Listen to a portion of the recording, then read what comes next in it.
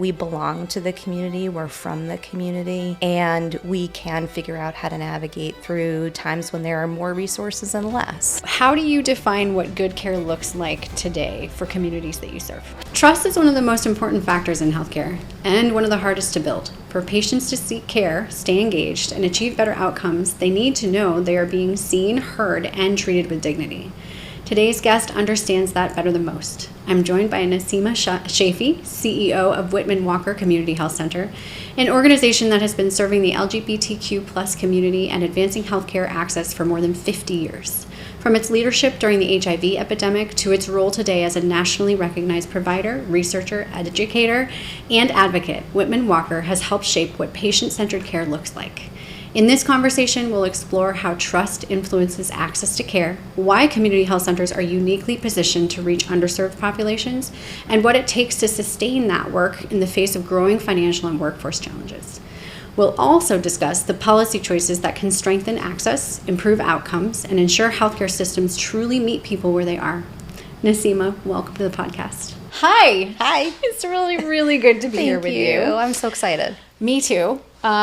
I love and adore you, and I know just who you are, but for everyone who's tuning in for the first time and getting to know you, can you just introduce yourself and tell us a little bit about your role at Whitman-Walker and maybe a little bit about Whitman-Walker in general? Sure. My name is Naseema Shafi. I'm the president and CEO of Whitman-Walker Health, which is one of the federally qualified health centers here in the District of Columbia. I've actually been there for 19 years, but I've been the CEO since 2019. We're a 50-year-old organization. We grew up out of the LGBT community civil rights movement and have been serving people in the city for a really long time as a first responder to the AIDS crisis, and then growing and changing. And something that I said recently to someone was, we are not your auntie's Whitman-Walker. We have changed quite a lot since our founding ever so long ago. Actually, really near the neighborhood where we are now was where our first site was. Really? Mm-hmm.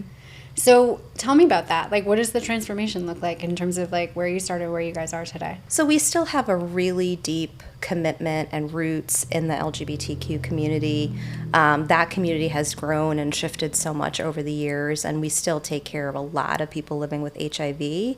But we have grown so much into other services and into other patient populations. We really are experts at taking care of people in all of who they are. And so one of the things that's been really exciting to me lately has been asks from community to do things that people don't normally think about us for, like maternal care. Mm-hmm. And that's because we're just really good at whoever you are, you come in and we provide that care to you. So I'm already like beaming because I feel like you're telling the health center story, number one, but you're also telling the specific story for Whitman-Walker. And I think that what you just said in terms of like meeting people where they are and responding to the needs of the community, and that's continually evolving. Let's see. I have a lot of questions for you. I have a lot of answers.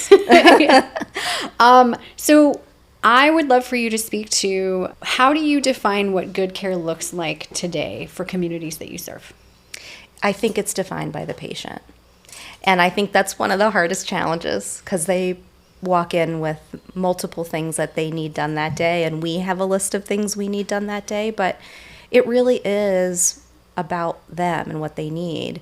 And each patient is so different. And when you've got the ability to have a care model around that person who can either, it's a 20-minute visit and that's all that it is, and we do labs and send them down to the pharmacy, or it's more, and there are a number of social drivers that are impacting their ability to access healthcare, and then we have this whole other host of things.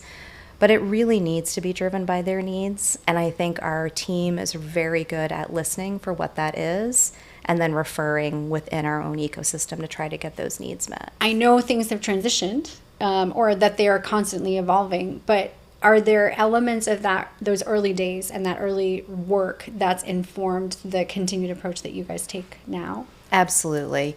We're getting really near, at the time that we're recording this, the 45th anniversary of the first MMWR reports of the AIDS cases. They were the 5 cases of men in Los Angeles with pneumonia. And it completely changed the trajectory for Whitman-Walker. But what it was a community response. And it was a community response when there weren't any resources. And I think that is so ingrained in the DNA of the organization that we belong to the community, we're from the community, and we can figure out how to navigate through times when there are more resources and less. And so in the moment that we're in now, thinking about how we're going to keep doing all the things that are really important for the folks we take care of with maybe less resources or maybe different looking resources is something we're used to because we've always done it. Yeah. Well, that kind of brings me back to what you were just speaking to, that, something that isn't necessarily first or top of mind for Whitman-Walker is maternal health, but that's something that you've done because you're responding to the community. So talk me through sort of like how that came about and what it looked like. And, these are things that I'm used to hearing because of being so fortunate to talk with those of you on the ground doing the work. But for somebody that doesn't really understand, the model of health centers, or even just like how that type of service and programming starts to evolve, like talk me through sort of how that came about and what you guys have been doing. Anyone in the District of Columbia who's HIV positive and pregnant, they get referred to us. And so we have a almost 15-year history of that program navigating all of our HIV positive moms to negative births. And then it's really family navigation that it turns into after that. So we had that piece of the care for a really long time, and that start to build a reputation out in the community that we provide a lot of wraparound services and really do a lot for those parents, which then sort of slowly started to lead to, I would be at community meetings and people would say, when are you going to do more? And we were able to secure funding and through hiring some additional staff. I think that's one of the things about health centers that make them really unique. You can have one employee who says, I really want to try to do this thing. And we're very resilient, we're very creative. So in this case, that's part of what's been able to help us grow our maternal program. And we have 2 new grant funding streams and 2 new academic medical partners where we're going to be able to build and expand this work. And it's really exciting. And I will tell you, we have had twice as many pregnancies in our patients year to date this year than we did last year. Wow. And I'm not talking thousands, but that we would double. We're not advertising, we're not doing anything yet. We're just responding to what's walking in our doors. Yep. Is the word of mouth that really gets community members in the door. I'm not surprised, but also it, to me, is such proof of the trust that exists in the community for you and your team, for Whitman-Walker, just because, especially in that stage of need, when you're pregnant and you're trying to figure it out, and, whether you are sort of under-resourced or maybe you are resourced, but like you're looking for the best possible care, but you're also looking for a provider that you can trust. And, there's a lot going on in life these days. Right. So it's also not always just so simple as, okay, here's the prenatal care. There's lots of other things, to your point, around, what are the other social drivers? What does the mental and behavioral health components look like? And the fact that you guys have been able to do that, and to your point that you haven't even, sounds like you haven't even really started like pushing the program in terms of like marketing and promotion. It's just basically, this is organic at this point, and you've already doubled, and we're not even technically halfway through the year. Right. It's really exciting. Yeah, it's amazing. And I'd love for you to speak to, so it sounds like maybe there was one person on the team also that was really passionate about it, that wanted to see it sort of grow. I mean, this also, Naseema, knowing you, I'm sure you sort of heard it at the community meeting. You were like, all right, let's go, let's figure it out. But tell me more about that, maybe that one person on the team that was really kind of passionate about it. Yeah, both and.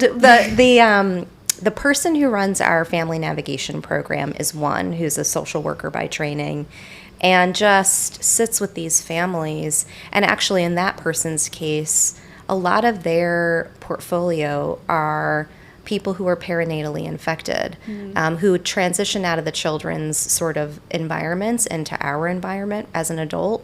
And those young people tend to have a lot of co-occurring mental health needs, a lot of trauma. And so those staff are fantastic and very responsive. And then we hired a nurse midwife, and the nurse midwife works in one of our clinics that's basically a walk-in urgent care kind of model.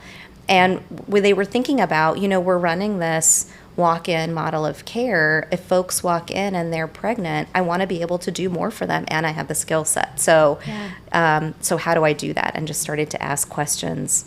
And we were able, again, to get some funding to help spur the conversation along. And it's so exciting to see what might be coming. I think it's such a beautiful example of, the meeting and responding to the true needs of the community, but also just how incredible the workforce at health centers are as well, that one, they're choosing to work with you. They're choosing the health center. They could go be a provider somewhere else. They're choosing that because of mission, because of dedication and connection to the community. And I think the way that translates is exactly what you're describing, where, it's understanding the need in the community and wanting to do more and having the passion and the dedication and also the vision and the leadership behind them to be able to do it. So kudos to you, because especially in this environment, I know it's not easy. It's great to hear that you guys were able to find funding to be able to support it. But I also know, especially with maternal health, that's not always the case. That's, maternal health can be, unfortunately, a loss leader in a lot of places. And so, again, big kudos to you guys. One of the other questions that I have for you was, I'm smiling because I'm like, oh my gosh, there's a million reasons. But what is, or how is Whitman-Walker different? What makes you guys different? We are so different. And I want to believe that I'll be in other environments that are like ours, and I just don't know that I do. One of my favorite things about being at work is being in our elevators. And when you're in our elevators and you get to be with our patients, or you're in our waiting areas and our lobbies with them, you see the most incredible diversity in every possible way. Yeah. So that many different kinds of people feel that they honor us, that they feel that they can get their care from us, is really special. We're not like any other medical provider. And I think that's true of other health centers, but we're particularly special. And, I was in the elevator the other day and there were two people, and I think that they were a couple, because one of the people said about the other, she's my emotional support animal, and she's bringing me to my visit. And those kinds of interactions that you get to have with the patients and the community members, that's just not like that in other places. So people truly are themselves in our buildings, and it's a beautiful experience of humanity. It's beautiful to hear you say that they honor you, meaning your patients honor you, but I know without any doubt that they are there, and that honor to you is because of how you honor them. Thank you. Yeah, I mean, and that actually makes my throat get tight, because I think that's you guys. I think that's health centers, and in some fashion that probably exists in every community that a health center is serving. But I just think that it goes back to the trust piece. I think it's treating people with dignity. I think it's treating the whole person, responding to the whole picture of the needs, which you guys do so beautifully. So, but I love the way you put that. But I hope that you see that too, that, they're honoring you because you guys are honoring them. Yeah, thank you. Health centers, because we're born out of the communities that we're in the way we are, we're partners. We're like hand in hand through all the evolutions we go through. But we're here for them, and it's and we employ a lot of our community. Yeah. And so I think that's also part of what makes our environments really unique. It's not to get a tax break. It's not because we have some construction requirement. We do it because they're the best representatives of who we take care of, and they help, to your point about trust, they help us build trust. Yeah, it's pretty amazing. I also really appreciate, the fact that you guys have grown and evolved so much over, you said 45 years, 50. Right? 50. Mm-hmm. Oh my gosh, Yeah. 50 years this year. That's incredible. But it, again, it just speaks to, one, I think how incredibly valuable the model is, and the agility and the very deliberate connectedness to the community between the board, but also I think just the approach in the community. That 5 decades later, you're still as trusted, you've grown, you're still meeting, continuing evolving the needs of the community as they continue to evolve, and that will never stop. I know you guys too well, but it's just such a beautiful example of how, the mission continues to be fulfilled, even if the system looks a little different, even if the needs look a little bit different. One of the things I wanted to ask you, Naseema, is that It's a very interesting time right now in healthcare, I think, as a system nationally, but I think it also exists very interestingly inside the district. And I think even some people who live in DC don't necessarily fully understand what that looks like and the nuances of what it looks like in DC versus in another state. Do you want to speak to that a little bit, of just sort of like what that reality is? I know there's a lot of support for health centers, generally speaking, within DC, but also the way that policy gets handed down sometimes looks different in terms of the impacts for DC. Do you want to just speak to that for a minute? Yeah, sure. I think the district, I think first and foremost, the district is a place where people live. They call it home. They're not just here because of their jobs in government. There are a lot of incredible people working here, doing a lot of incredible things. And when the city itself gets covered as though it's just the federal capital, we lose sight of the 700,000+ residents who call it home. And there is broad support in the local government for the health centers and for the hospitals and how we might work together. But there's congressional approval over our budget. And that can create lags in time and things getting done and other strains on the local government's ability to execute. And then another thing, which I think is, I was at an event earlier today, the health disparities in the city are really significant. Yep. So from one quadrant of the city to the next quadrant of the city, life expectancy is vastly, vastly different. Two different zip codes that I heard compared this morning, it's a 32-year life gap. Even though we have some of the highest insured coverage lives. So but we have a lot of insured people who aren't getting health care. Yeah. And I think as an entire ecosystem, and I think this is true everywhere, we have to figure out how to help people get value for themselves out of the healthcare system that they're not getting right now, that they're not regularly going in and getting their annual checkups. We've got to figure that out. And health centers are the best places for that because of where we're located in the neighborhoods, of who we serve. But I think we're a real answer to that as a problem. And with more investment, we'll be able to get it done. Yeah, I'm really glad that you bring that up because I think that that's the description you just provided, that people are not getting the value that they could out of their healthcare, and that health centers are really in a position to create that value and bring that to people. There's a lot of partisanship right now, and that's never easy or fun. But I think that that's an area where there's agreement. It's sort of, I think everyone agrees, okay, we want to get maximum value and we want the consumer to get maximum value. I will say, I just had a conversation on a former podcast with an individual who, we disagreed a bit on healthcare is not it's not the same as consumerism in the way of you're going to shop for the best deal. Right. It's not, yeah, maybe, but most of the time with healthcare, you're looking for the best quality, which unfortunately sometimes comes with the highest price tag, which, that then locks certain people out. And I think that's the problem sometimes when we talk about healthcare as though it's, just like every other market, if you will.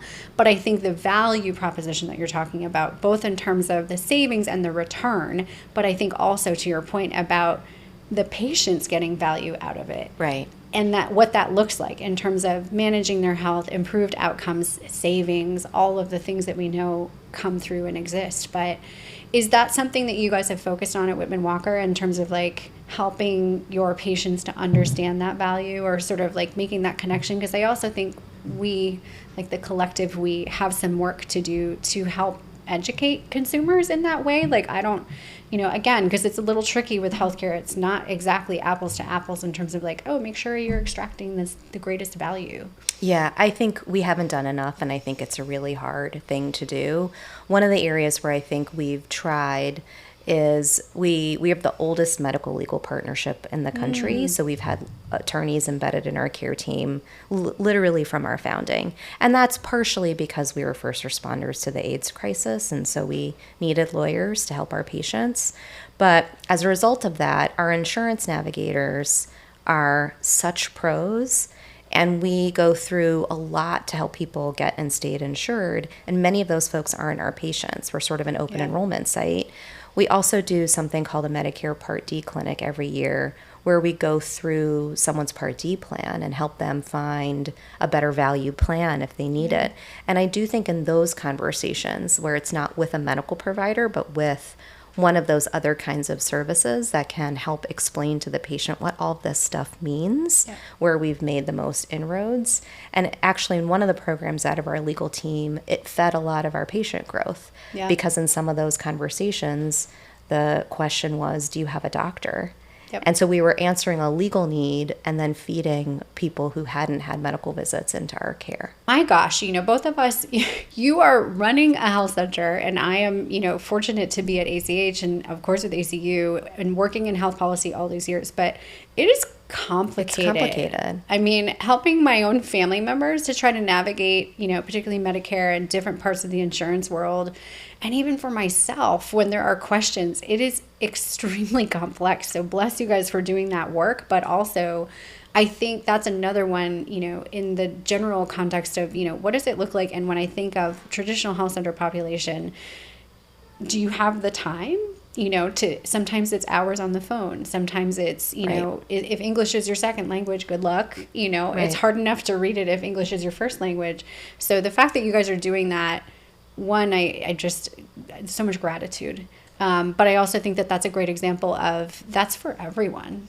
Right. That's not a single type of patient. That's literally for everyone. Right. And I think about for every patient where we can have an interaction like that, they're going to tell friends and family. And I think that really helps. It might help those friends and family come to us for care, or it might help them understand that they do need to look at their insurance card. Because we do have a lot of community members who don't even do that. They don't even know that that's information they need.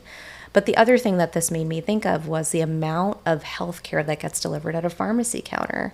When I go to my pharmacy, that experience is not great. And I wish that I got all of my prescriptions from my own pharmacy, because the experience is totally different. It is not a transactional encounter. And it's where a lot of our community members actually get healthcare, is just picking up that med.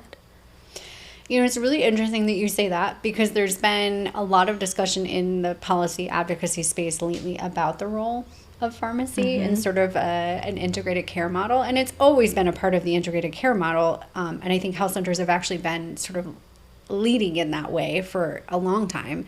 But I think to your point around the role that, for health centers who have an in-house pharmacy and or, whatever their partnerships look like with pharmacists or different pharmacies, just how important that role is in sort of the bigger picture of the care.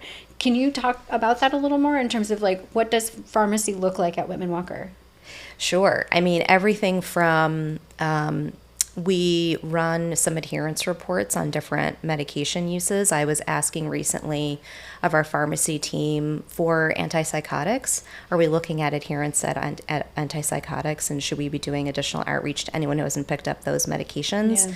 It's not just the traditional sort of diabetes, cardiovascular, in our case, HIV. There are a lot of things you can learn about a person by what they're prescribed and whether or not they're picking it up. That's part of the battle. Prescribing it isn't the end of the game.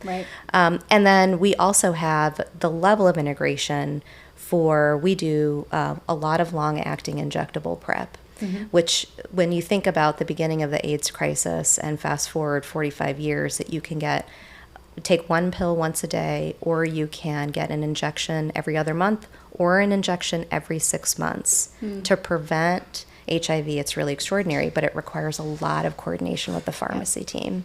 And to have that level of integration is really key. I'll age myself. I'm about to be 45, but I'm thinking about literally in my lifetime how much it's changed. And where we are today, and just I'm so grateful for you guys for the work that you're doing in this space, honestly, both in terms of caring for those who are living with HIV, but also the prevention that's now available is just, thank goodness. And I know there are, continued efforts to even go beyond where we are. So It's interesting. We were talking earlier about trust, and it kind of brings me back around to that, one of the questions that we had for you is that trust is it's hard to build and easy to lose sometimes. And so, I think you spoke a little bit to what it looks like, and you mentioned sort of meeting patients where they are and listening and understanding their needs. But are there other kind of key elements of how you guys approach building trust with your patients and in the community that you think, one maybe is the health center model, but I think maybe the Whitman-Walker model? I think one of the ways is how I use my time, actually, because I think this community is small relative to other jurisdictions, right? And my hour and a half in a community meeting where community members can ask me really hard questions, I think speaks a lot about what kind of an organization we are and how we value the community and how we can build and rebuild trust. It would be better to me for someone to pick up the phone or email or even come to the clinic and get very upset with me than not to do that, actually, because I think that's how we can rebuild if that ever happens. So I think that's one of the ways. Another way is we show up in a lot of places often, and I think it's really important for consistency that people see you in the same places a lot and doing the same things a lot. You've got to really honor your word. And I would say the last thing is we take feedback really seriously from our patients, and we don't always get it right, but we will always apologize. And we had some really hard things last year. We got a lot of really hard feedback, and we answered every single piece of outreach. And there were over 200 that we got in a really short period of time. Every person got a phone call. And that's just how you repair. That's exceptional. I mean, I'm literally like, just as whether I'm thinking of healthcare or anything else as a patient, consumer, you name it. And I am one of those people. I am not afraid of giving feedback, whether it's directly or, if there's a survey or a questionnaire. But the number of times that I actually hear back from someone or there's an acknowledgement, let alone someone, being willing to have that difficult conversation, that's incredible. And I think it speaks volumes to why you have the trust that you do. I think, and also what makes you unique as a leader. I think that's it. That's part of it, is your willingness to have those difficult conversations. I wish that there was more of that across health policy, honestly. And, I guess maybe people don't shy away from having tough conversations. They just shy away from making it a true conversation with the intention of a solution or a resolution, which I can hear that's the whole point of why you guys are doing the work. Right. And even when you totally disagree, there's some bit of truth. Yeah. And you have to hear that truth. Otherwise, we're going to be stagnant. Well, I think that, yes, and there's another one where it's like, you just said it. Sometimes it's just listening. Right. To your point, sometimes there's going to be disagreement, or there may not be an answer or a solution or an easy solution, whatever it is. But I think just being willing to have the conversation and listen goes so far to building the trust, but I think also maybe not in that moment, but eventually finding some common ground. Right. So that there can be a path forward. Right. Which I think is so incredibly important for the patients in the community. One of the other things that I wanted to ask you about was that you guys, I'm lucky because I've been to your health center. But for those who maybe haven't, it's such a beautiful space. And we've talked about the fact that no matter who you are, what your circumstances, when you walk in, you're treated with dignity and you are viewed as a whole person. But I'd love to hear what it looks like in terms of the clinical setting on a day-to-day basis, and just sort of so everyone can hear about what that beautiful experience looks like. That's hard to explain. It's very colorful. The building, the finishes in the building themselves are very colorful. We really felt like it needed to be dignified and warm and sort of comforting. And so both of our big clinical sites are that way. These are huge capital investments that a board makes to build new buildings or, invest in that kind of infrastructure. Our organizations aren't the kinds that can do it, refresh it over and over again. So I think a lot of it is in the physical space, but then you also encounter front desk staff, medical assistants, pharmacy staff, lab staff, medical providers, dental providers, everyone really looks like they're from the community because they are. And so that warmth comes through in all of our patients with the encounters that they have with the employees. So you walk in and you get a lot of good mornings and how are you? And also whatever the jargony thing in the day is that day is really in the place.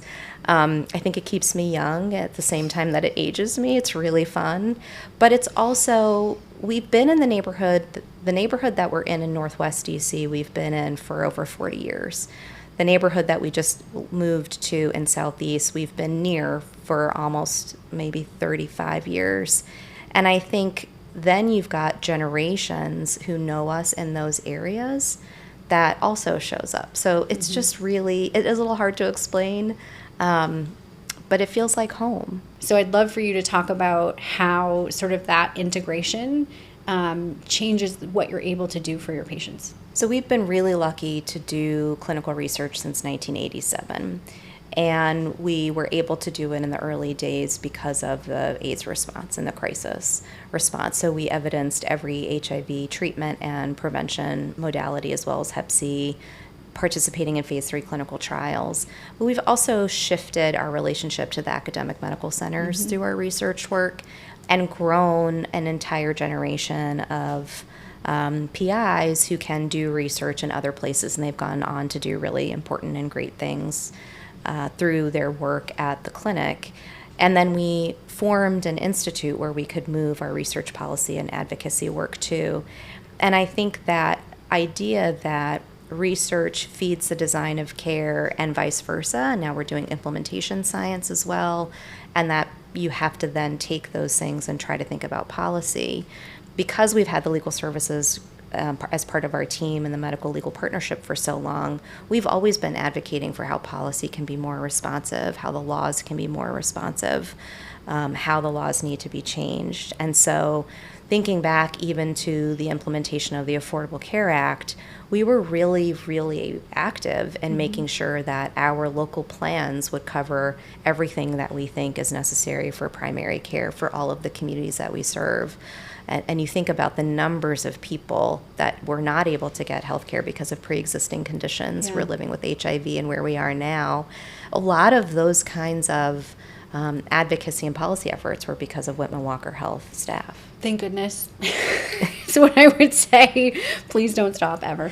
But this is one of the reasons why I really appreciate you and the team and what you've been able to build, honestly. And I know there's been a lot of work that didn't happen overnight.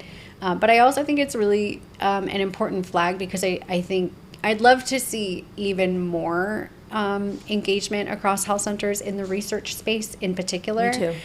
It's hard though. Yeah. You know, it requires resources, it requires, workforce. There's so many different components. And actually, do you want to speak to that? Because I think there's so much opportunity in the health center space for more research and for, the way that it can impact in so many different ways positively, and it already does. But I'd love for you to speak to what that actually looks like. Like, what is it? What is required to become a research center and to be able to do that? Even, I'm fortunate.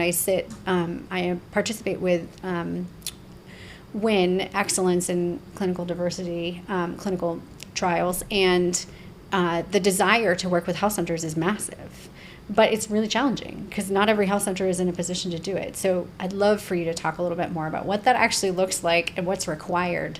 Yeah, there's a lot of other compliance things, and we all have to do a lot of compliance things to begin with. So there's more of that, and your compliance officers their heads are gonna explode, and they're gonna need to learn some things. So there's that element. There's a whole uniqueness in the job descriptions and what kind of skill set you're looking for when you get to a certain level. But at the beginning, a lot of the research work is very much like being a community health educator. So that kind of translating of something to a patient so they can feel comfortable and a medical provider helping to get someone interested in a study. But I think the hardest part in really building a research program is a lot of academic medical centers or industry partners would like to work with health centers, right? We will be able to diversify what we know in the evidence, but they don't want to pay very much for it. And so very often we were being given 48 hours to turn around part of a proposal for $40,000, $50,000. Yeah. And we finally had to say no. Yeah. And our organizations are used to, this is good for our patients, this is good for the staff. We can do it because we can always turn around something in 48 hours. But really, the value is in the community. Yeah.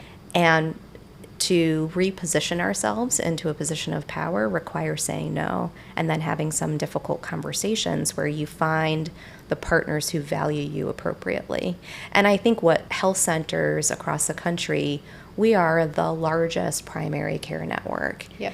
And when we think about ourselves that way, rather than the small clinic that could, but truly as with the power that we hold, we should be invested in by the academic medical partners and industry in a completely different way. We'll get faster to cure on so many things if we are involved and at the table from the beginning. I couldn't agree more. And it's a conversation that I have with, both hats in terms of sitting at ACH, but also in my capacity at ACU, where that's exactly the conversation. It's sort of, just as you said, we're the largest network of primary care providers.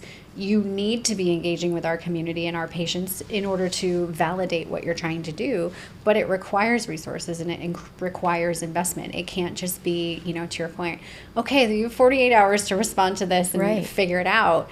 Because you're right, this is a recurring conversation on this podcast all the time about how health centers are incredible at figuring it out. Right. And it's one thing that makes you all indispensable, but it cuts both ways. Because I think then there's also this attitude of, well, they'll figure it out.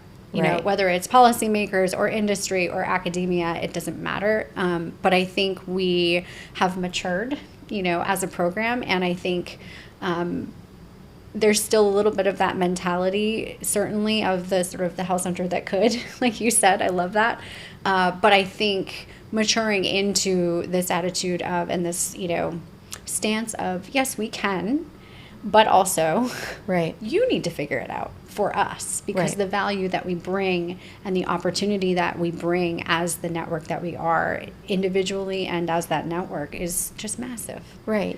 Just take, for example, the quality of insurance navigation that exists in the health centers and what we will be facing as we support the community with Medicaid work requirements. Health centers are very well positioned to do that effectively, to ensure that all the documentation meets the requirements that are necessary so that we utilize the taxpayers' dollars to the best. And it'd be great to get some implementation science money behind that so that we can evidence it. Yeah, 100%. Another question for you. What do you think people in general, but specifically policymakers, what do you think they don't really understand about the role health centers play in keeping communities healthy? I don't think that they understand that we are extremely savvy. I think that sometimes they think we are nonprofits in a way that is like we're good little engines, like we're going to do the right thing, we're going to work really hard. All of those things are true, but we're also very sophisticated. And I think we are really representative of the needs in every jurisdiction, and we're really sophisticated. We're really good investment in that way. And I think sometimes they think about us as grantees and not as that sort of core part of the healthcare delivery system. And partially because we are grantees, that's how we become health centers. Yeah. But we're so much more than that. Well, I think, so yes, I totally agree with you. I think some of it is because of the constraints that health centers are forced to exist under. But I also agree with you in terms of being both savvy and creative and constantly innovating, even with those constraints. Right. And so, whether it's a conversation about value-based care, where it's sort of like, well, health centers aren't in a position to do X, Y, Z. And it's like, well, Maybe not based on the constraints that are put on them, but if you took that out of the equation, I guarantee you they would do it in spades, Right. and show you the savings and show you the health outcome, all of the things that we know. But I'd love for you to speak to, because this is one of my favorite parts of the conversation always, I know there's incredible innovations going on. So is there anything in particular right now that you're really proud of in terms of what Whitman-Walker is doing either today, or just the innovations that have been happening over the course of the last few years, or just even something that's on the horizon? Well, the long-acting injectable work is incredibly innovative, and we're really proud of it. We started it because we were doing the research studies on it. And so we had to transition 4 or 5 patients from study drug onto actual industry drug. And so we had to figure out whether insurance would cover it, how we would get paid. And these are very expensive medications. But we are so determined that the team really worked hard and figured it out. And what we've been able to do is really extraordinary. And in the case of these particular medications and PrEP, there's a lot of uptake in certain parts of the community for PrEP, which is fantastic. But there are huge parts of the community who would really benefit from it who have not taken it up. And so when we look geographically in the District of Columbia, our Ward 8 uptake is increasing because we have these other modalities, and we really need that because there's still a lot of stigma. People are not as concerned about a bottle of metformin on their counter as they are about an HIV med on their counter or PrEP med on their counter. And we have to be realistic about that. So the work that we've been able to do in the PrEP space is game changing. And I think we are responsible for bending the curve on HIV diagnoses in the district. And we're going to keep doing that and keep helping people realize that PrEP is for them too. And having all these different technologies makes it even more viable. I love that, especially because you were involved. It's almost like you were involved from A to Z, in the research component and demonstrating, effectiveness, validity, all of the things. And now you've transitioned all the way to, bending that curve. Right. It's a great example and so incredibly impactful. Is that something that you're able to share? Because obviously the work that you guys do with that population here in the district, we know how incredible it's been, but there's other pockets of the country, and frankly, there's no corner of the country that isn't touched by this. But is that something that you guys are able to lift up and create visibility and share best practice around with others across the country? Yeah, we're actually creating a toolkit now with another community health center in New York that the two of us together got some funding to create that toolkit, and we'll be able to publish it out. That's awesome. Yeah. I can't wait to help share and bring visibility to it. Great. It's just such a great example of, just the impact that you guys have and how you're changing lives. Thank you. And transforming communities. It's like, this is why we do the work. All right. I'm looking at the time, and we were joking about this. I could literally talk to you all day. So it's like, how do I pick another question? So another one, this one and then one more. How do the challenges that you guys face, both in terms of the national pressures that are affecting health centers and then some that are more unique to DC, like you mentioned, how do the challenges impact your ability to meet patient needs and sustain access to care? Right now, we've been able to manage through both the federal challenges and the local challenges. And the local challenges, I think, are true in lots of jurisdictions where tax revenue isn't meeting the expenses of the local areas. The DC economy has been hit hard in ways that we weren't expecting. The city's not been impacted like this in a really long time. And federal investments, we know where those are. So right now, it's been okay. And it's been okay because of payer mix and different revenue streams. And if any of those revenue streams are impacted, we would be in a much different place. We did have to think about contingencies early and really this uncomfortable conversation that I had with the team about what it would be to deliver a care model we could afford rather than the care model we think achieves good outcomes or best outcomes. And we hope we don't have to be in that place, but things like FMAP share could really impact the district in a very terrible way. So right now, things are all right. I think for next year, it continues to be something where, like many health centers, we have to think about what other revenue models are, where we investing actually more in order to get more return on the other side. And I think some of that's going to be in our value-based pay work and how we might be able to contract differently for the kinds of things where we know we can have good outcomes with our clinically integrated network. Yep. Okay, so final question. We're Okay. going to end on a higher, more positive note, I hope. What gives you hope right now? And where are you seeing progress, either at Whitman-Walker or nationally, that tells you that we're moving in the right direction?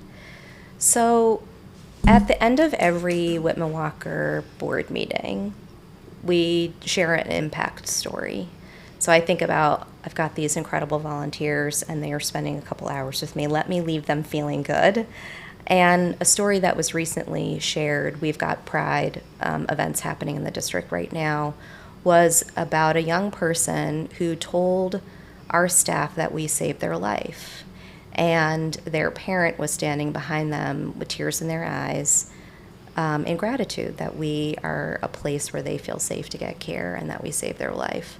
And those kinds of things give me a great deal of hope, because I think organizations like Whitman-Walker Health are stepping into the fray and into the sort of gaps in between, and we're locking hands to make sure people can cross our bridges, and we're going to get everybody through because we're just a community, and that's what makes our health centers so special. Geez, you're making me emotional at the end here, but you are speaking absolute truth. And that gives me hope too. And it keeps me going in terms of the work of ACH and how important the advocacy is right now. But I know you're saving lives. I know your team is saving lives every day. And I am grateful.